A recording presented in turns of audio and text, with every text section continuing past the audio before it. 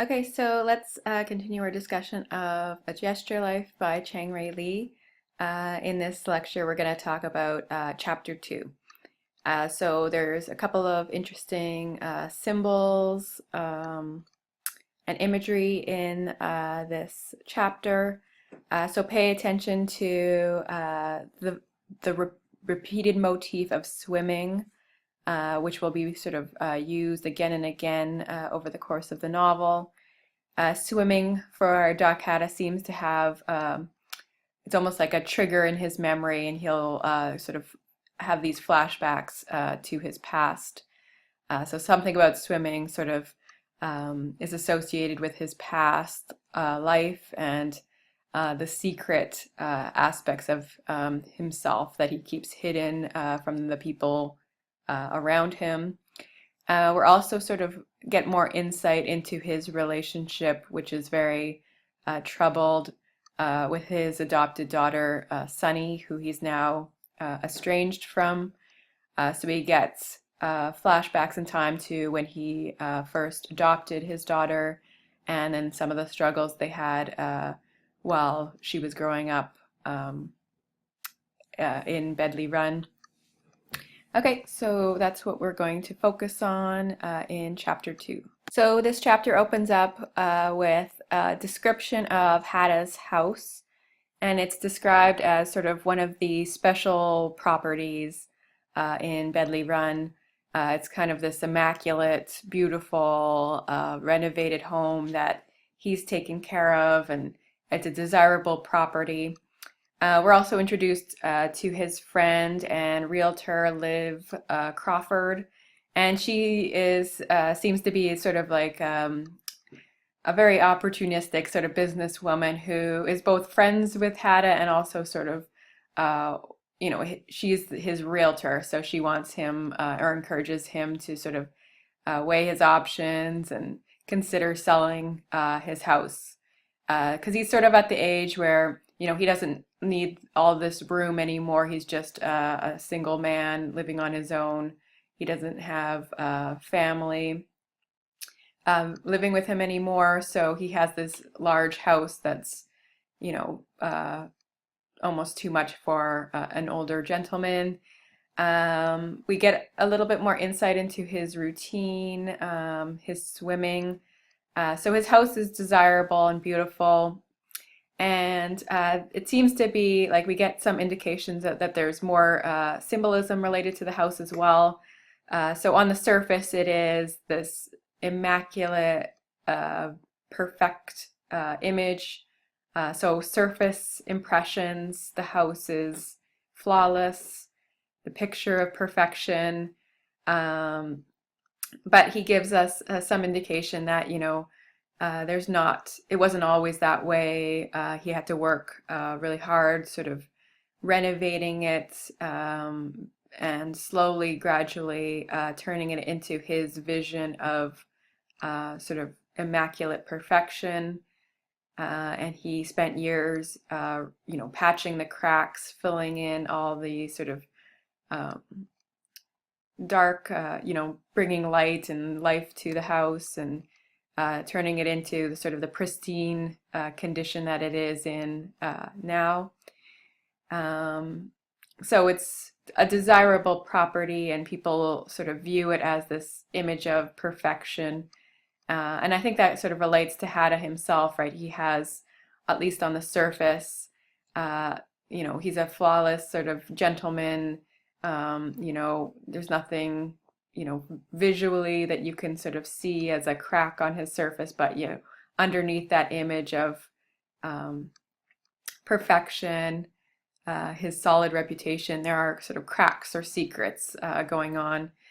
And one of the sort of interesting things is the fact that, he adopts his daughter. He sort of, the house makes him think of the past and the time when he adopted his daughter. So you'll remember in the chapter 1, he was given all these photographs that Mrs. Hinkie found in the storeroom, and in some of them, Sunny was in them. He lied to Mrs. Hinkie saying, yeah, Sunny has gone back to Japan. but that's not true. The truth is that he and his adopted daughter, Sunny, are completely estranged from one another, so they no longer talk, and it's been years since they've even spoken a word to one another. He seems to be too ashamed or embarrassed to admit that to Mrs. Hinkie, and this is something that we learn. He is, not truthful in his dealings. He doesn't want to give the impression that there's something wrong in his life, that Sunny is, either resentful or she just doesn't want to have a relationship with him. And we get memories of when he first adopted Sunny. So on page 26, she hated the house. And our first image of her is, so that's the first thing he says about her on page 26. Sunny, I'm afraid, always hated the house.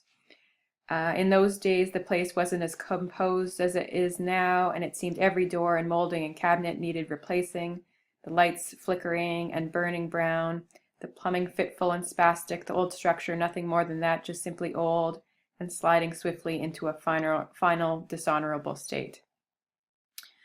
So she doesn't like the house, and our first image of her is, she's a young girl of 7 years old when he adopts her.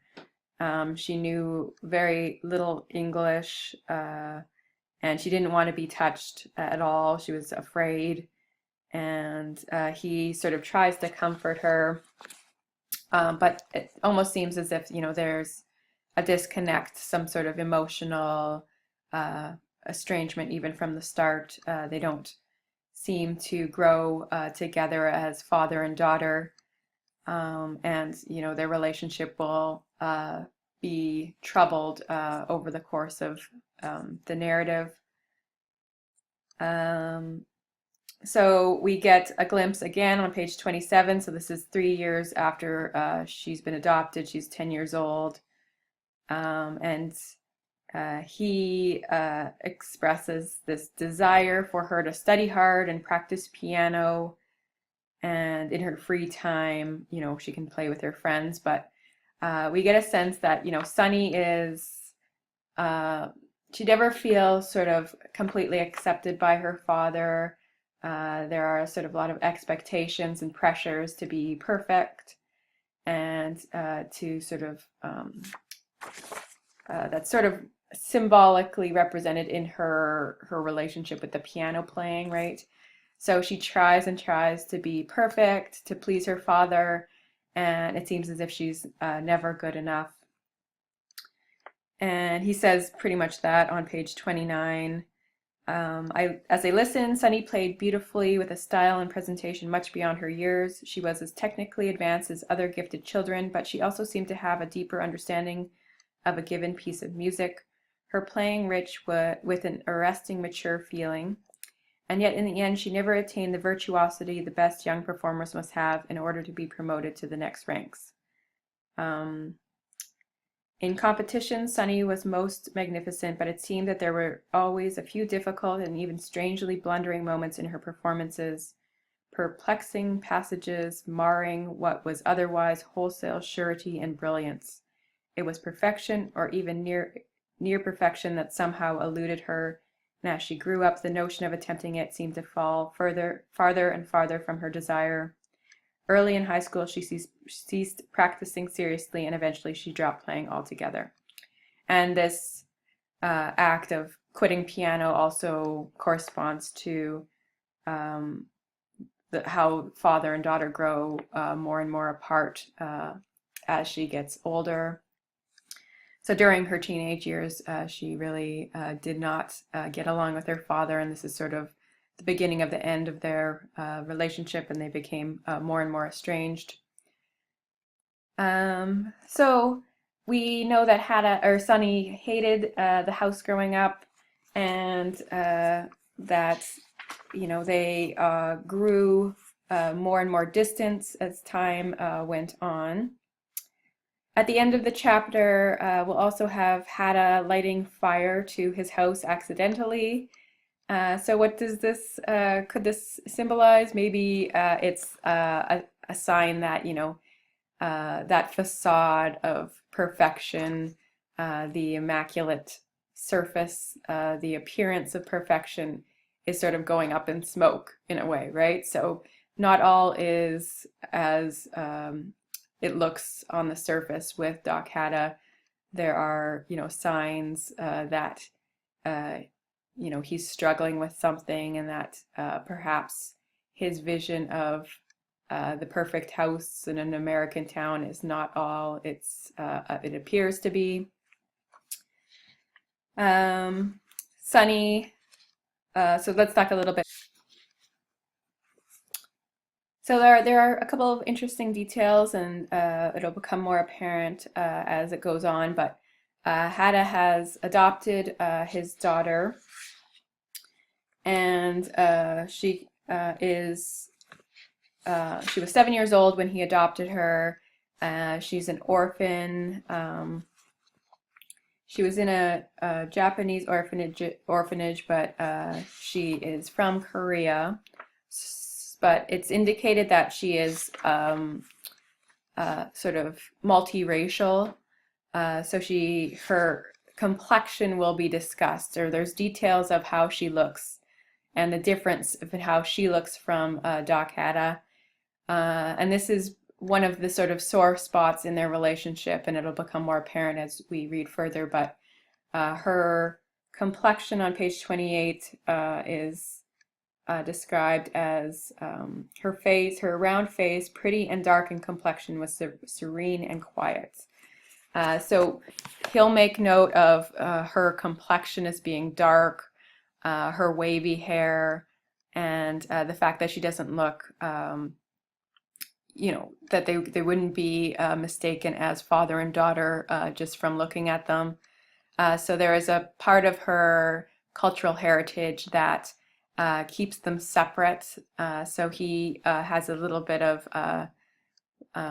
you could say, prejudice or racism even in regards to how he views his daughter as not fully Korean. So there is this kind of distance. She can never sort of live up to Hatta's expectations of perfection, and she senses this, and she regards herself as a failure. On page 31, they had this conversation when she was younger. The piano becomes a kind of symbol of her failure, and she feels like she's failed her father and never lived up to his expectations. So that's the sort of basis of their estrangement, this fact that Hatta seemed to have expectations and tried to raise his daughter to achieve kind of perfection. Her piano playing is evidence of that, but she never felt like she could fit in or meet his expectations even from that start, and they are estranged because of that. In this chapter, we also get another motif or symbolic element in the role that swimming will play. So he will make reference to a story on page 23 where it's about a man who decides one day to swim in other people's pools, one after another, in his neighborhood and town, which, as he described, seems very much like Bedley Run. So this story is about a man who keeps swimming in one pool after another, and he plans to go sort of across the country, just swimming in neighborhood pools, one after another, as he makes his way across country or the county. And then he's having drink after drink as well. So there's it becomes a kind of symbolic story for this character's inner journey and how his life kind of falls apart while he's swimming across all these swimming pools. So we have an allusion, and this is a story you can actually read. It's a Raymond Carver story called The Swimmer. If you're interested, you could, find that story online and read it as well. But Chang Rae Lee is making an allusion to this narrative. And it relates to Hatta's character because Hatta is also sort of on an inner journey himself. And his swimming will sort of connect him to his secret self. He calls it this part the secret swimmer on page 24. So it's all his hidden past that he's sort of running away from and swimming